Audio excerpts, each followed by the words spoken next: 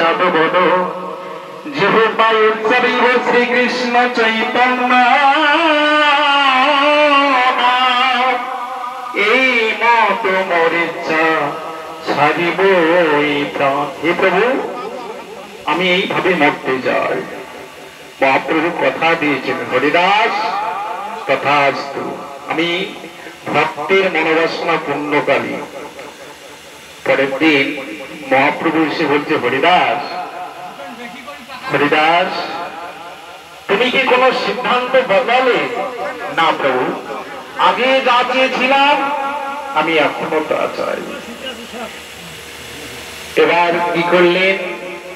ভক্তের বাসনা পূরণ করার জন্য মহাপ্রভু হরিদাসের কোলে বসলেন। হরিদাস মহাপ্রভুকে কোলে নিয়ে তার চরণ যুগল মাথায় ধারণ করলেন। আর ভক্তগণকে বলছে, ওহে ভক্তগণ, তোমাদের কাছে আমি কিচ্ছু চাই না।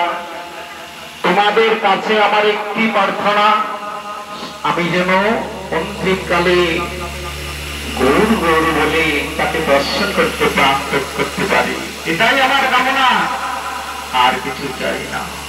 তাই মহাপ্রভু ভক্তের বাসনা পূরণ করার জন্য, হরিদাসের মনস্কামনা পূরণ করার জন্য হরিদাসকে মহাপ্রভু কোলে নিলেন।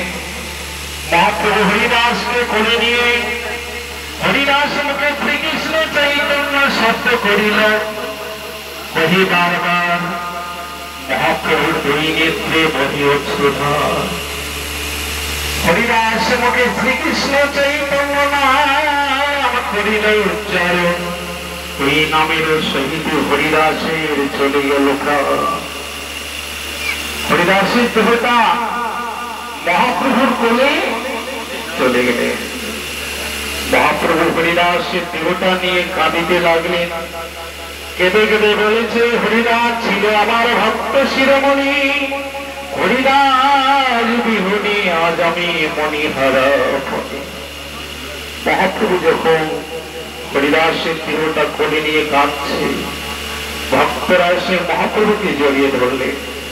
জড়িয়ে ধরে বলছে, হে প্রভু, তুমি যাকে কোলে নিয়ে আছো সে তো এ জগতে নেই, তিনি তো এই জগৎ থেকে পর জগতে চলে গেছে, তার দেহটা নিয়ে তুমি কেন কাঁদছ?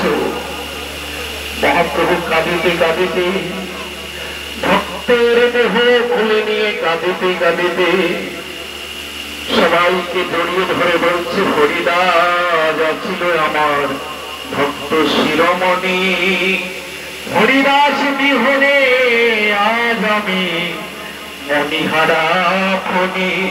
কোথায় যাইব, কি করিব ভক্তির লাগিয়া, এই প্রাণে প্রিয় হরিদাস আজ আমায় গেল রে ছাড়িয়া। ভক্তরা যখন মহাপ্রভুকে জড়িয়ে ধরে কাঁদতে লাগলেন, ভক্তের নয়ন জল যখন ভগবানের সর্বশরীর ধূর্ত হয়ে গেল, মহাপ্রভু উঠে বলছে, হে ভক্তগণ, এই হরিদাসের দেহটা নিয়ে যাও সমুদ্রের তীরে। এই সমুদ্রের তীরে নিয়ে গিয়ে হরিদাসের দেহটা সমুদ্রেতে স্নান করালেন সকল ভক্ত মিলে। এই হরিদাসের দেহটা স্নান করিয়ে মহাপ্রভু সেই দিনে কথা দিয়েছিলেন, এই সমুদ্র ছিল শুধু তীর্থস্থান। আজকে হরিদাস স্নান করার পর হল মহা মহা তীর্থস্থান। হরিদাসকে স্নান করিয়ে হরিদাসের দেহটা সমাধি করার জন্য ভক্তরা বালুঘাট করার জন্য গর্ত করলেন। সেখানে গর্ত করিয়ে হরিদাসের দেহটা ওখানে রেখে মহাপ্রভুকে বলেন, হে প্রভু, তুমি সমাধি দেবার আগে 3 মুষ্টি বালু দেবে হাতে। মহাপ্রভু 3 মুষ্টি বালু নিয়ে হাতে নিয়ে কাঁদিতে লাগলে। কেঁদে কেঁদে বলেছে, হে ভক্তগণ,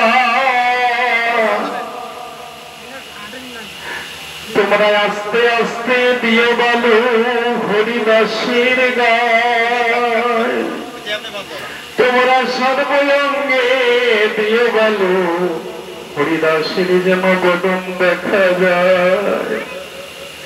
ওই ভক্তগণ, এই হরিদাসের হরিবলা বদন খানে আর একবার আমি দেখে নেই রে, আর জীবনে দেখতে পারবো না। তিনি এই জগৎ ছেড়ে চলে গেছে।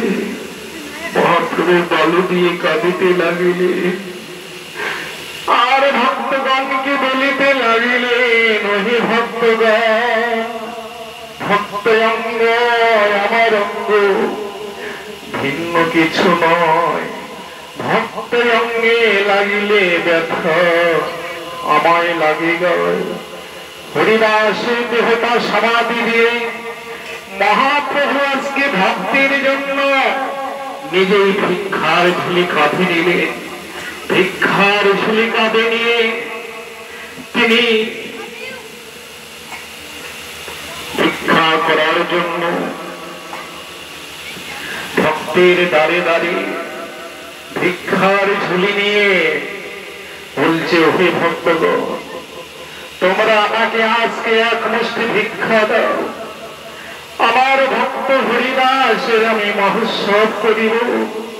সকল ভক্ত মিলে মহাপ্রভু ভিক্ষা করে নিয়ে আসে।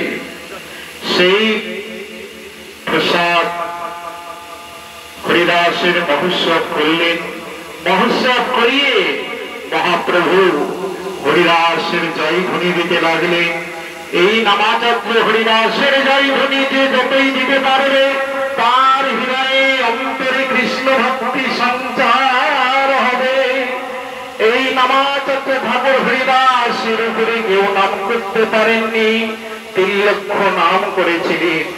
এই জন্য ঠাকুর হরিদাসের জয়ধ্বনি সকল ভক্ত করে, আর সকল ভক্তই হরিদাসের নাম যতই করবে, তার হৃদয়ে ভক্তি সঞ্চার হবে, ভক্তি তার প্রেমোদয় হবে। মহাপ্রভু তাকে সেই ভক্তকে কৃপা করবে। তাই মহাপ্রভু হরিদাসের মহোৎসব করে হরিদাসের জয়ধ্বনি দিলে। নিতাই গৌরানন্দে হরি হরি। কারণ মানুষের তো মৃত্যু হয় না, মৃত্যু হয় শুধু আত্মার। এই দেহের মৃত্যু হয়ে যায়। তাই এই দেহটা আমাদের সময় অনুযায়ী থাকবে, সময় শেষ হলে থাকবে না।